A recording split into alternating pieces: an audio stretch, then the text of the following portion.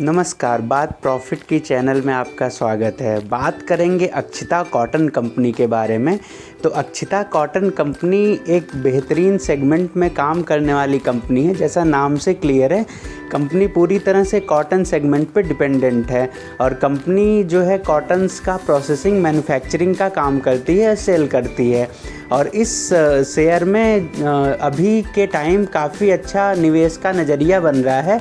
इसको हम आगे डिटेल में डिस्कस करेंगे किस लेवल पे बाई करना चाहिए और यहाँ से बहुत अच्छा रिटर्न आता हुआ नज़र आ सकता है। और अभी के समय में कंपनी ने काफ़ी बेहतरीन रिटर्न निकाल के भी दिया है और मल्टी बैगर भी रहा है। कंपनी एक समय में काफ़ी अच्छे पोजीशंस पे ट्रेड किया करती थी, लेकिन अभी कुछ कारणों से कंपनी में डाउनफॉल आया है, लेकिन यहाँ से एंट्री का बेहतरीन मौका बन रहा है।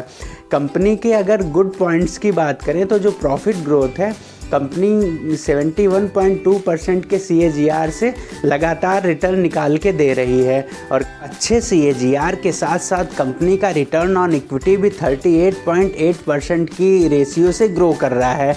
कंपनी 2013 में शुरू हुई और कंपनी जो है मैन्युफैक्चरिंग, ट्रेडिंग, प्रोसेसिंग और finishing of cotton bales, cotton के जो बीज होते हैं और उनसे जहाँ पे कॉटन बनता है उसके मैन्युफैक्चरिंग और प्रोसेसिंग का काम करती है बड़े लेवल पे।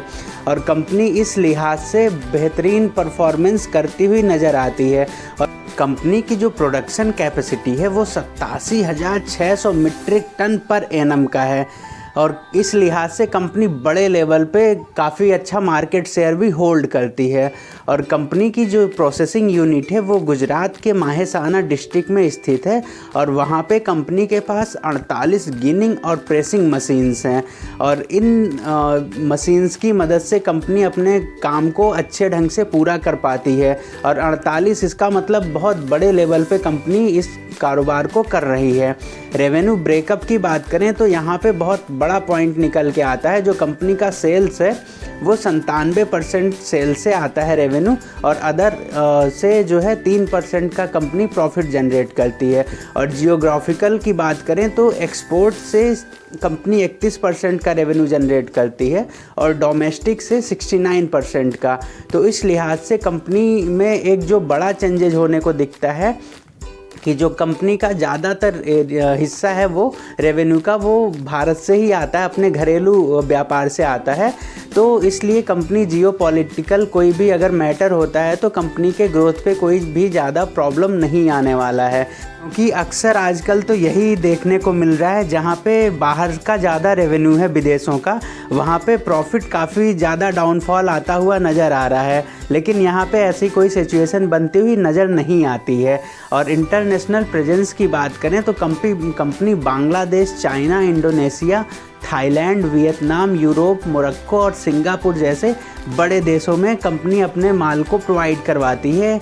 अपने जो सेल्स को वहाँ पे भी कंपनी देखती है। ग्लोबल क्लाइंट की बात करें तो डोंग कहान, हॉथो, स्क्वायर टेक्सटाइल, रॉसवा, पैसिफिक ग्रुप, अंबर ईकॉम, एमसान, ओलम, नासा ग्रुप, मैक्सॉन्स जैसी बड़ी कंपनियां इसकी ग्लोबल क्लाइंट के लिस्ट में आ जाती हैं।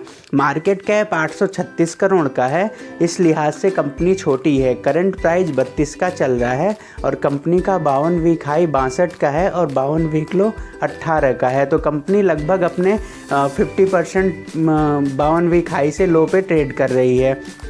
स्टॉक का P 37 का है और बुक वैल्यू 2.23 का है। तो इस लिहाज से कंपनी का जो करंट प्राइस है वो थोड़ा सा महंगा हो जाता है और इंडस्ट्री P 36 है। तो लेकिन अगर P के अकॉर्डिंग हम बात करें तो अभी कंपनी ठीक ठाक वैल्यूएशंस पे उपलब्ध है, तो यहाँ पे एंट्री ज़रूर बनती है। करंट प्राइस की बात करें तो 32 का है। रिटर्न ओवर 3 मंथ में 61% का रिटर्न कंपनी ने दिया है और 6 मंथ में 66% का रिटर्न कंपनी ने निकाल के दिया है।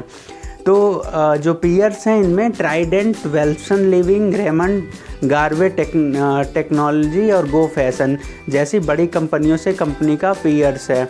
और सेल्स की बात करें तो कंपनी का सेल्स लगातार बढ़ा है।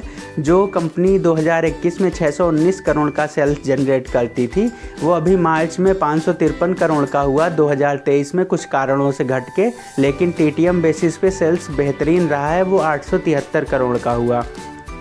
एक्सपेंसेस की बात करें तो उसी लिहाज से एक्सपेंसेस बढ़े हैं कंपनी के। और अक्षिता कॉटन में अगर प्रॉफिट की बात करें तो इनका जो नेट प्रॉफिट है वो पहले जो 4 करोड़ का हुआ करता था वो बढ़ के 23 करोड़ तक जा पहुंचा है। तो कंपनी अच्छा खासा प्रॉफिट जनरेट कर रही है ईयर ऑन ईयर बेसिस पे।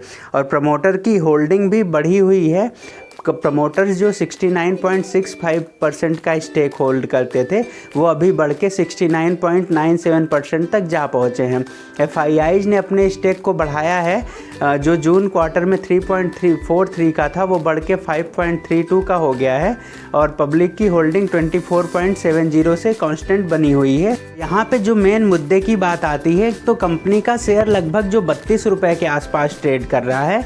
तो यहाँ पे हम छोटी छोटी क्वांटिटी में बाई करके चल सकते हैं, क्योंकि जो चार्ट में पैटर्न नज़र आता है वहाँ पे 19-20 रुपए के आसपास से कंपनी हमेशा रिवर्सल लेती है।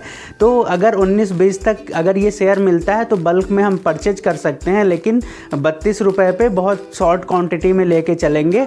और अगर ये शेयर शॉर्ट में कम होता है, रेट 19-20 तक आता है तो बल्क में लेंगे तो यहाँ से अच्छा रिटर्न हमको मिलता हुआ नज़र आ सकता है। 19 से शेयर फिर 32 तक अगर जाता है तो वहाँ से बेहतरीन रिटर्न हो जाता है।